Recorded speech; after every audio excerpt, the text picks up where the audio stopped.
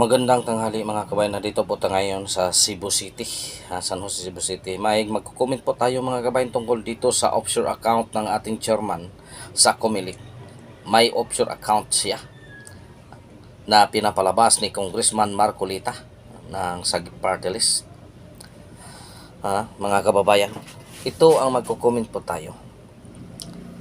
Ang kontrata mga kababayan sa ngayong eleksyon ay 18 billion. Isang Korean national ang nakananalo ng bidding mga kababayan. 18 billion yan mga kababayan. Hindi yan million lang mga kababayan. So by the way mga kababayan, kung hindi ka pa nakasubscribe sa akin, pa-subscribe naman, pa-like and share sa ating video para naman madadagan ang ating mga subscriber.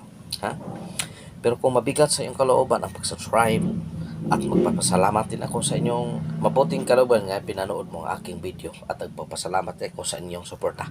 Na sana hindi ka magsawa. Subscribe, like, and share ang ating video para naman maibahagi natin sa ating mga kababayang Pilipino. Mga kababayan, ito offshore account, yung primero nilabas ni Congressman Marcolita. Maraming account, 49 accounts ang ating chairman. Ngayon, lahat close. Ngayon, mayroon namang bago. Sa Cayman Island. Cayman Island, ito ay kinasasangkutan din ng ABS-CBN. Kinasangkutan din ito na mayroon daw sila doong meron daw silang mga properties so aywan ko lang, basta ito ang nangyari sa ABS-CBN, mga kababayan. So Cayman Island, isa itong mga island na puro mamamayaman ang nananirahan doon. Offshore account, ito ay natuklasan ni Sagip Party List, Sagip o Buhay Party List, Congressman Marcolita. Ngayon sabihin mo mga kabayan, bakit ito natuklasan? Kasi ang ganitong klaseng paraan mga kababayan, ang ibang bansa, kung sakali ikaw ay dayuhan, mag-open account ka, kailangan mayroon yan kung ano ang klaseng business mo. May mga limitation yan mga kababayan. Hindi yung basta-basta dito nga sa ating Pilipinas, kung mag-open ka account ka, kung sabihin mo lang ATM, so mayroong mga tinatawag yan na maintaining balance. How about the business? Meron din. Corporate business, corporate account, meron din yan. Maintaining balance ang mga kababayan. So, merong minimum yan. Merong minimum. Pero sila, yan o lang nakapag-open sa Cayman Island. So, ibig sabihin, ito ay totoo. So, ang ating chairman, palagi naman na tikom ang bibig. Ito ay sa sinasagot na din yan. And hindi ay totoo. 1 billion sa 49 accounts ang nakadeposit, worth of 49, 1 billion. Ito mga kababayan ay hindi lamang basta-basta mga kababayan. Mga kababayan, ang layunin ng ating Pangulong Bongbong Marcos ay iahon talaga tayo sa kahirapan. Pero hindi niya na disiplina itong mga tauhan niya.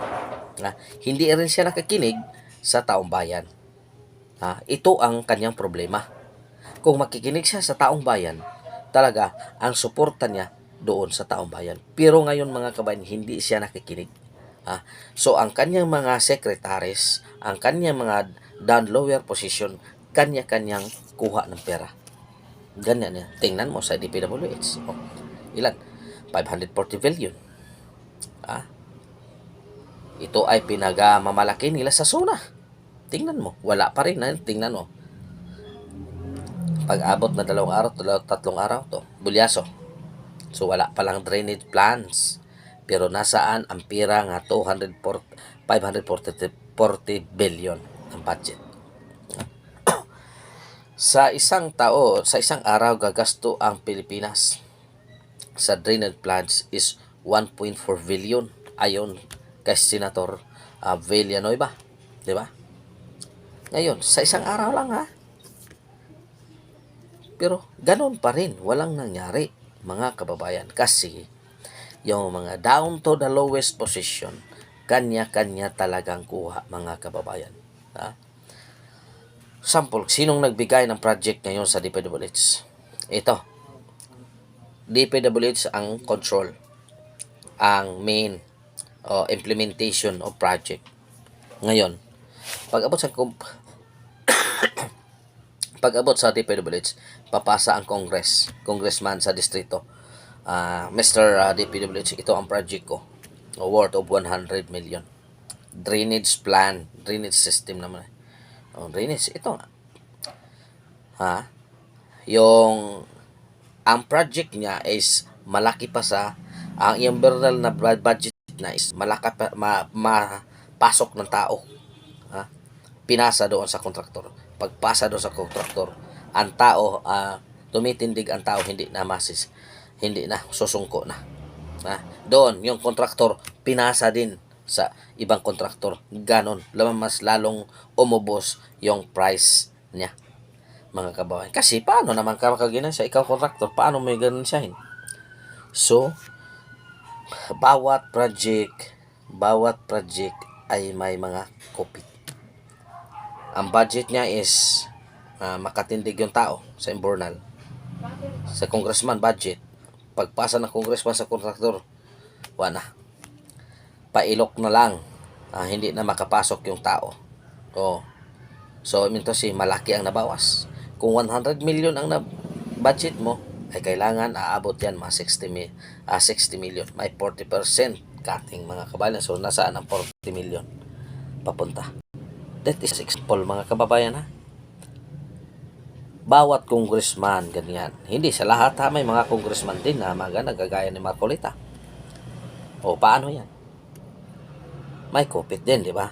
Lalo na itong administrasyon na ito, maraming palagi nakapalakpak yung mga congressman. Yung malakas po malakpak na congressman, yun ang pinakamalakas na kopit sa kanang project. Yun, mga kabayan, ang dapat hindi nyo ipanalaw sa kanang distrito.